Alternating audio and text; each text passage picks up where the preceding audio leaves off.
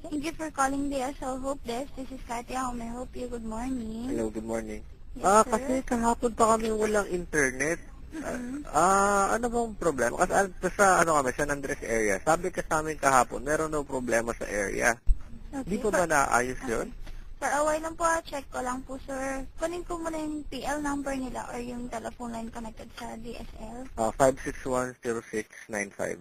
2695. Sino po sila? Raul Bacalzo. Sir Raul, for a while lang po, hold ko lang po kayo sa line. Verify ko lang po. Okay. Okay, thank you. Thank you for waiting, Sir Raul. Yes.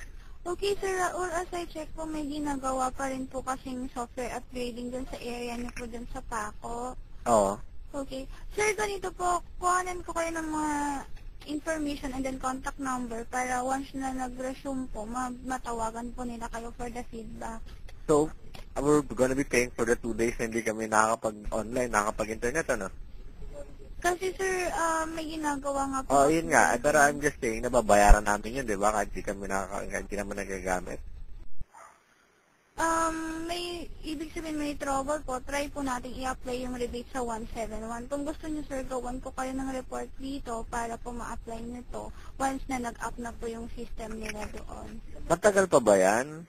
Kasi ang hassle, alam mo yun, kasi kaya kami nagpakabit ng DSL kasi meron kaming phone line na pang, tawag doon, iFreedom para tumawag sa states na unlimited. Pupunta akong US sa Monday, hindi ako makatawag. Kailangan ko maibigay itinerary ko lahat-lahat. Hindi ko alam kung di ako makatawag. Yun yung main purpose namin para makatawag. 2 days nang wala. Matagal pa ba yan? Okay. Sir, hindi ang hassle pasensya na po, sir, pero hindi, kasi ang point ko, babayaran namin yung 2 days na yun. Tapos hindi naman namin paggamit. Diba? Can I speak to your supervisor, please? Mga 9 pa po sila darating, sir. 9 a.m. pa po yung supervisor. Hindi, kasi bakit ganun? Ano bang problema? Explain mo sa akin.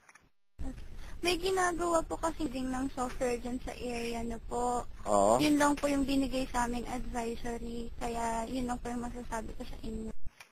Kaya nga, ang point ko lang, bakit ang tagal kahapon pa Mm-mm. Tapos babayaran namin. Yun nga, sir, kaya nga po gagawin ko kayo ng report para just in case mag-up na po, mabigyan nila kayo ng feedback. Hindi ka makakapagbigay, hindi ba nagbigay kung gaano katagal? Kasi kailangan ko na, alis na ako sa Monday, hindi ako makatawag sa mga maghihintay sa akin doon. Hindi pa po siya nagbibigay ng feedback, sir. Bali, i-email po kasi kasi dito sa DSL po. Ang sabi nila sa amin kahapon, sabi sa amin kahapon, magagawa na. Hanggang ngayon, wala pa. Hindi lokohan lang yun.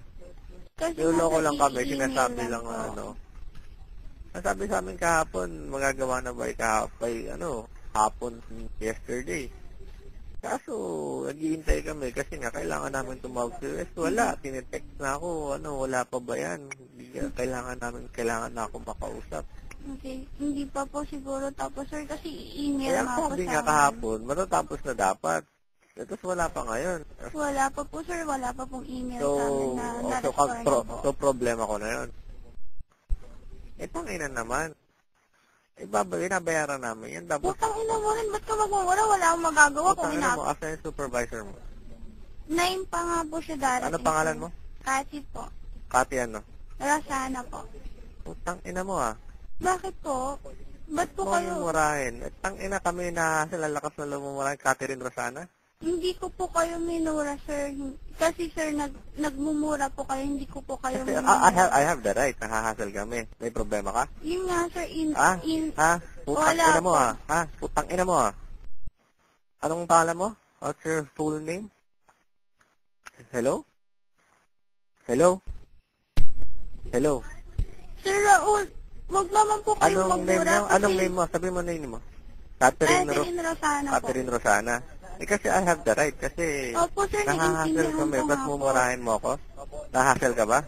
May problema ka? Ako kasi kailangan ko tumawag talaga sa US. Kasi Opo, kaya nga po, nagsabi sir. kayo kahapon tapos minura mo ako. Sir, Saan pakausap mo supervisor mo? sir, wala pong. Sir, ba't niyo po Tangina mo, ako minumura?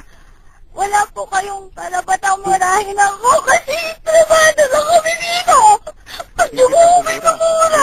Hindi kita minura ka na, sabi ko, tangina naman, hassle. Wala akong sinabi putang ina. Tapos nagmura ka, minura ka, putang ina mo rin. Ikaw yung putang ina mo, tumahimik ka. Putang ina mo, tumahimik ka. Ikaw yung nagsabi na putang ina mo. Ang sabi ko, tang ina, hassle. Ang sabi nyo, maayos na kapon. Wala akong sinabi, tang ina mo. Expression yung tang ina, nagalit ako. Kasi nahassle ako. Tapos ikaw, minura mo. Kaya ikaw ang nauna. So, huwag mo akong sasabihan ng ganyan, ha? Huwag kang iiyak-iyak. Tang ina. Hello? Hello? Hello?